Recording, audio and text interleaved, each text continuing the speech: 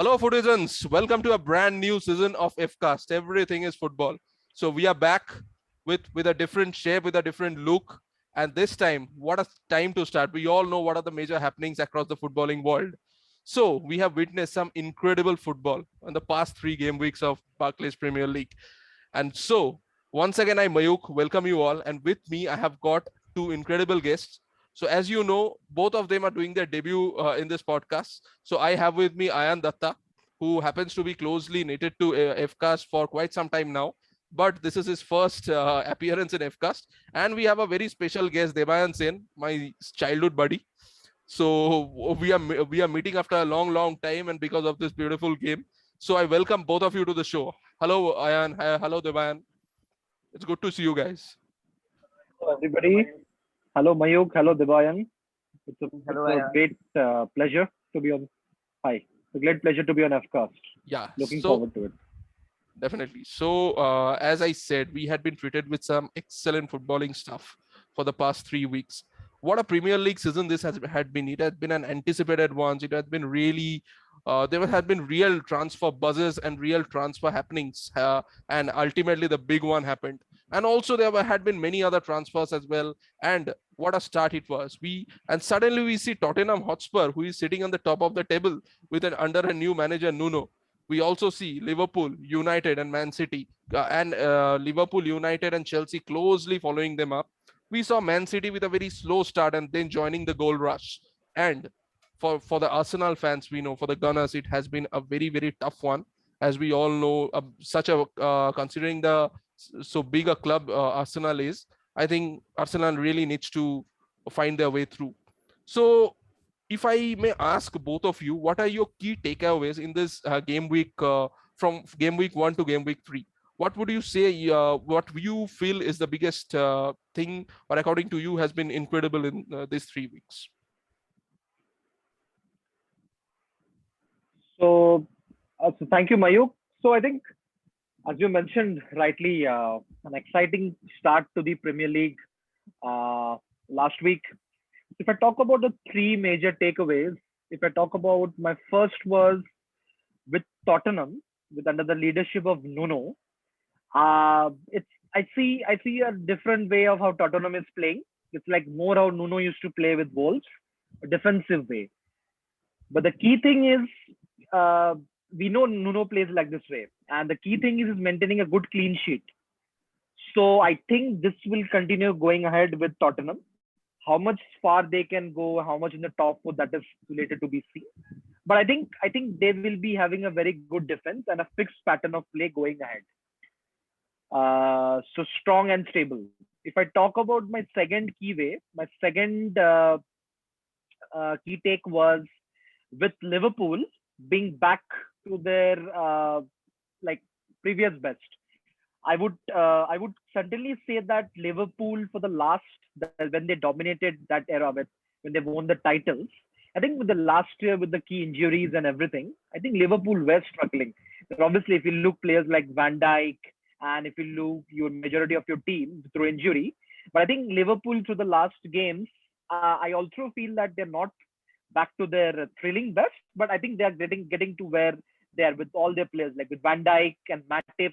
I think forming an excellent partnership.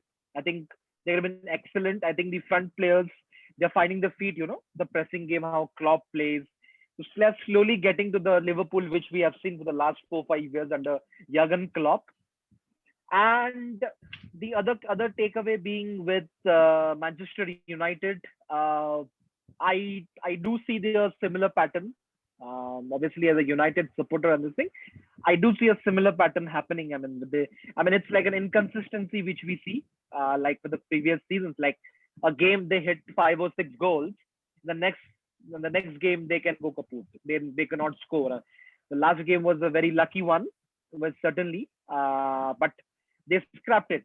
So the pattern of play was same with United, and which I think let's see with the signings how they go forward for it.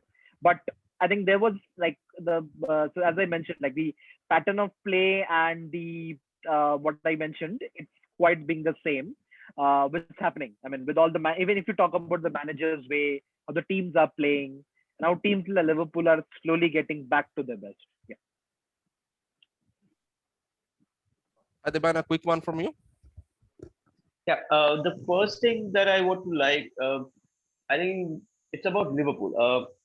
I still feel like they haven't done much in the transfer window this time. They still lack one more attacker, and they should have replaced Gini Wijnaldum at least. That's something that I really feel like it should have been. Even though I'm very optimistic about Harvey Elliott because somewhere down the line he reminds me of Lionel Messi. I know it's a big one coming at this time, but if you really look at this, there are certain similarities there. Like he is still a left-footed. He has that zero center gravity, low center gravity, and he tends to play in that kind of zone. But um, I'm very excited about Harvard at this moment. I think Harvard Elliott is someone who has got tremendous potential, but to pin the entire responsibility like a Genie Wijnaldum responsibility, it's something that I feel like it's too big on that little kids at this point. And secondly, I do with as per for United because Manchester, even though they are getting some good signings this time, they got Sancho. Because they were as was going behind Sancho for the last I don't know at least for 3 years since Sancho he like totally bursted onto the scene. They were on 3 years. He was I think Ole was actually going behind him, and even before that, Woodward was trying to woo him. Sancho is a very good signing, even though I really want him to ease out. I don't want him to be actually taking someone like Rashford or Greenwood's place. Not at least Greenwood because I find Greenwood to be one of the fantastic talents at this moment in world football because he's not only he is not only good with his both the feet, he's good not only he knows the goal where it is, he's a wonderful finisher. He is a wonderful dribbler, and I find he is one of the best talents out there right now. So anybody, even I think Mayukh is very much excited about Ronaldo. I think, but still, I don't want somebody to play at the expense of Greenwood. And I to add to that, I think still the midfield, the Man United midfield, they still lack that someone like Fabinho or Kante, or if you talk about someone though that Exactly. holding midfielder is I can understand that there's people are even I'm excited about McTominay. McTominay was wonderful last season.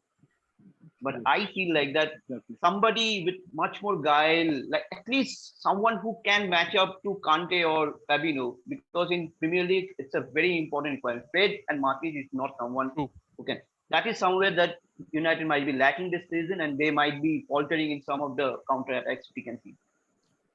Thirdly, about Tottenham, I know they are. We all can see what Nuno is doing there. So what kind of role he's playing, what kind of tactics he's employing. Even Yeah. that Man City match was totally what he'll be doing all this season in before like with all those top 16.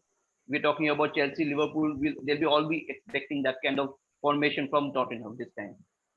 But I'm pretty much sure that this is not how they'll be able to sustain. One thing, they still need that attacking, that verve and that creative playmaker. I still now feel that they haven't replaced Eriksen at all. For the last 2 years, there's no one who can replace Eriksen, and they are not a. Dele Ali was a great talent, but he has somehow stayed. I don't know why, but he has somehow slided down. They have and Emerson Royal is a wonderful signing. I please anybody in the panel, please illuminate me why Barcelona was able to let go someone in such horrendous way. They bought someone in the earlier of the season for certain amount and then letting it out like that. I don't know. I cannot fathom why player like Emerson, who was playing good in all those three matches for Barcelona, had to be sold. Yes, I can understand there were some finances, but I don't know. This is the three takeaways. I do not think that one more thing I want to add. Um, that is about Arsenal. I know they have been a beaten streak for this while, and they will be this season, I think. But I presume that um, this after this break, they might be able to churn something up because they have some really good players and there are some good signings as well. I don't know whether Arteta is the real coach, is a better coach for them or not. That's something we need to because I don't think he's one. It's been already, I think, 2 years, right? I think two 2 years. years he's been at the helm. Nothing much is happening. And seeing, even though from a Liverpool perspective or from Man U perspective, it's good to see Arsenal at that time. But I don't think even real football fans will be agreeing to this fact that they'll be seeing Arsenal in that kind of role. That two dimension of North London, one is up Tottenham and Arsenal to be down. It's not good to look at. You do not Absolutely. want Arsenal at the. And just to add to what you said, I think Arsenal has been extremely unlucky because Arsenal had the toughest of the fixtures right at the beginning, and they have also been Absolutely. going through this injury scare. Quite a few players are injured, so this is not the particular time, just at the start of the season, where you would expect to face the biggies. And just to add to what an interesting fact, what you said about Greenwood is, I think United has a lot of players who loves playing in the left. We know Sancho loves to play in the left. He's more of more in that position. Rashford also cuts down from the left. Ronaldo himself loves Martial. Martial, Ronaldo. Everybody loves coming from that position. From the right, United Ronaldo doesn't have. doesn't play from the left now. Yeah, he doesn't play, but initially he is famous for playing in that position. Yes. Yeah, he is an obvious center forward in this kind of situation. But Greenwood, I guess Greenwood doesn't have much of a challenge because Greenwood, first of all, he has been a most consistent player. If I say one of the most consistent players after Bruno in the last few years. Yes, And secondly, there is not much challenge from him because he is the only player who loves cutting down from the right. So there isn't much competition for him, and I really hope, because such a talent he is, and I don't know why Gary Southgate doesn't think him worthy enough. I really don't agree with Southgate on that. So coming down now, yeah, yes, please, quickly, if you could add something. I think two major things with Greenwood. I think Greenwood is one of the generation talent, no doubt, but still at the age of 18, he may be still learning with few tricks. But I think, not including him in the England squad was a big mistake. If I talk about two quick things. If I talk about Arsenal, I think Arsenal has been unlucky, but I think Arsenal has been constantly faltering in one of the key areas. It's like their clubs lack leadership on the spine. What do you call, right? From top to bottom. If I talk about an Arsenal, they're a team, they always play on the front, but tiki-taka football, like they play that way. But it's a team which lacks a leaders. Like you have like a Vidic or a Van Dijk. Talk about a Varane or a Maguire. They always lack.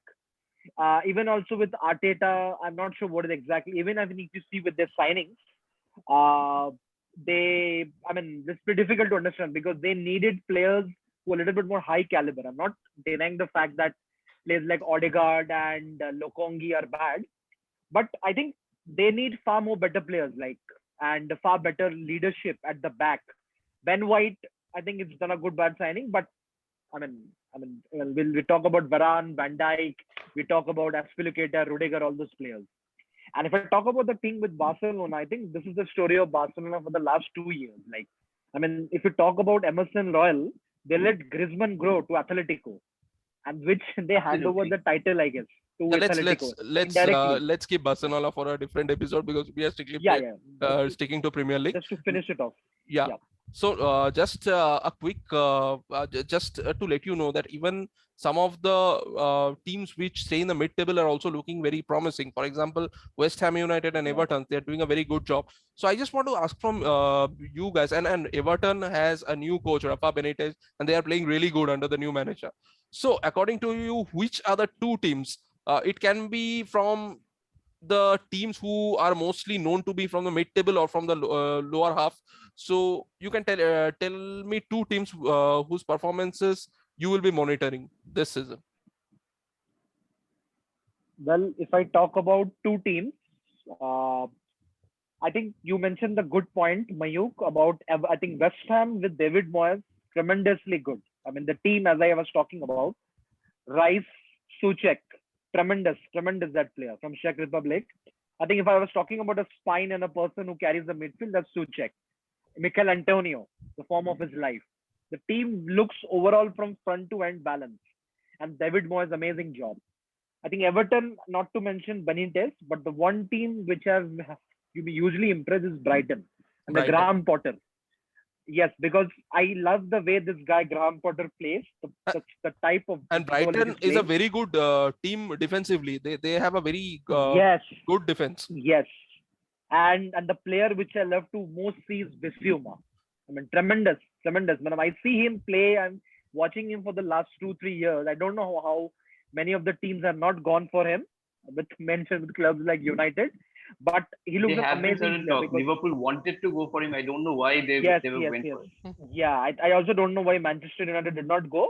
But I mean, not to keep the other part, but I think the way he plays and the way they drive and the pattern of football they play, it's good with Neil Maupay and the Graham Potter has been doing an excellent job. I'll keep an eye on Brighton, obviously West Ham. I expect West Ham to do very well.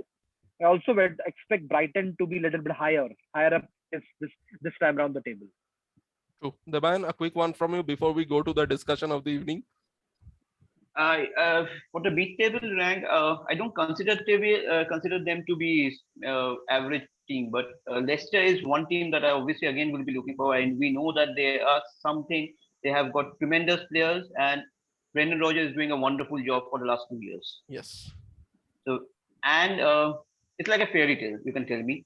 I really want Brentford to do something this time. True. We have seen what they are doing. Yeah. Brentford, we always look for that kind of story, right? We Yeah. want those stories out.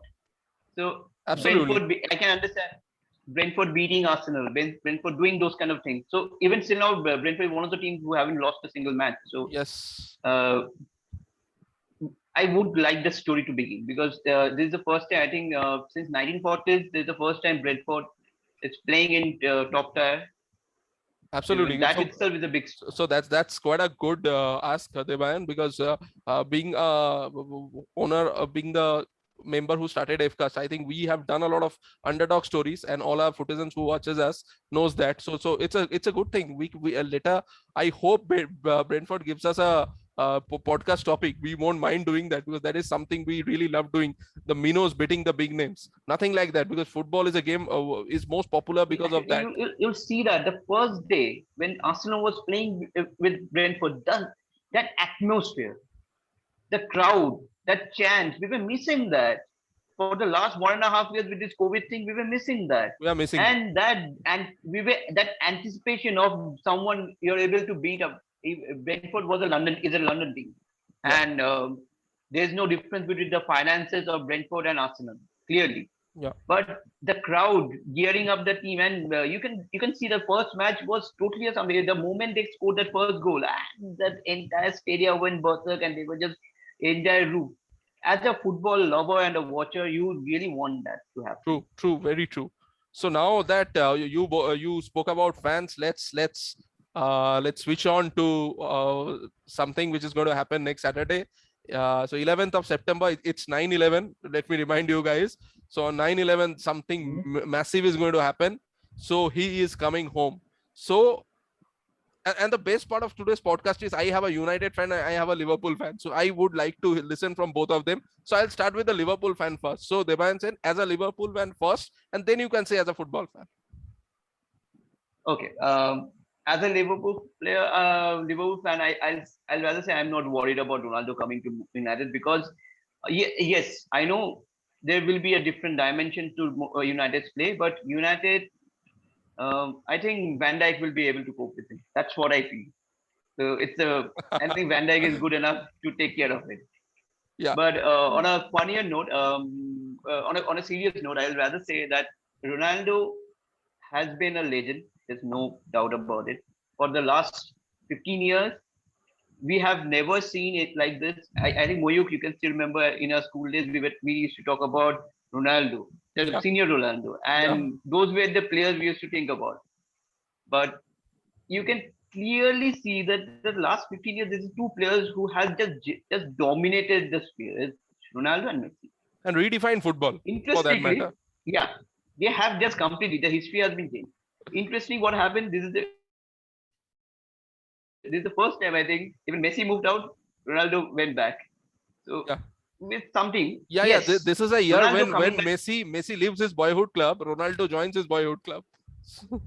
Absolutely. So it's like more or less, it's a wonderful story. But yes, Ronaldo will definitely get, I think I don't think United lacked goal last time. They were getting goals. I think Cavani is a wonderful purchase. I would have loved Cavani to be in Liverpool's umbrella. I would have loved that, but it didn't happen. I would have loved someone Liverpool to go for like Cavani, but still, Cavani being there, Sancho is being bought out, like, and Greenwood, Rashford, Marshall is still there. United never lacked goals last season. They had certain what they lacked. They lacked that spark. What that spark? That spark is presently being provided by Pogba. So I would love a very different thing. Like this time, I would love Pogba to come across much more. I want Ole to play him in a much aggressive way where he deserves. He doesn't deserve to sit back in the midfield and dictate play. He's not made for that. He's much more a progressive player. He's a 10. He has got tremendous skills, and I would love a weighted loft Pogba pass on Ronaldo's head, and he's making a goal. I would love that actually. And coming to that, I'm pretty much sure that Ronaldo, with that kind of support around him, he'll definitely score around 20 goals. It should be a 20 goal season this time. But I do not want United to suffer because of Ronaldo's play around him. If it happens that Ronaldo is being the center, which we have seen in Juventus. Yeah. So I don't want that to happen in United's play, because United had a different approach in last 1 year, and I love that approach. There are certain problems that we have known that, but except that I don't want that to suffer. True. And a quick one from you. Now, Debayan has made his point. I think as already know, Ronaldo is already in Manchester. I think it's very interesting to see whether he makes his debut or he comes up with the Old Trafford standing up, which is mostly likely to happen. I think if I talk about Ronaldo, I think he would have a good impact. I always agree with what Debayan mentioned. I think one more thing which Cristiano will bring to this United team is he will demand more from the team. Yes, he will demand more absolutely. from the United team. I mean, as a player, as that winning mentality this last season, they lack that. Yes, as a player, and with what he and Leo has done, Messi over the last 15 or 16 years, tremendous. But I think already what Bruno gave that lift. But if I talk about that lift, I mean, as a player, he will score goals. He will lift the team up. But if you talk about even in dressing room, even on the pitch, he will demand more from the players as well, demand more from the already existing players or the new players to come as well. So that leadership and fight, because he's a proven winner, and he would get the best out of the team. And it's very interesting to see the Ronaldo, which we saw in 2016 Euro final. Ronaldo was a manager because he was injured and he was acting basically as a manager to that final when Eder scored the goal. These things will come into play because from the age of 17, he has seen everything. 5 Ballon d'Ors, player, everything he has achieved. So I think he knows the experience very well now with all the biggest clubs now. And these two things I think he will bring to us. And apart from that, I expect him to score 15 to 20 goals. Yeah. How the team plays and dimensions, we'll see how Oli plays.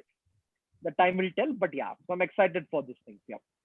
Absolutely. So that brings us to the end of the podcast. So thank you so much, guys. Thank you so much, Debayan.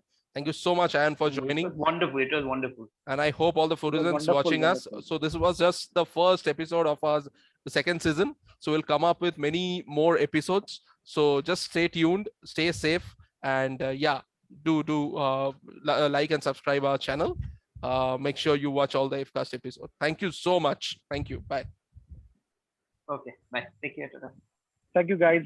Take care. Thank you. Bye-bye. It was wonderful. Okay. Take care. Tata. Good night. Have a good day. Bye. Hey, thank you guys for watching our video. I hope you liked it.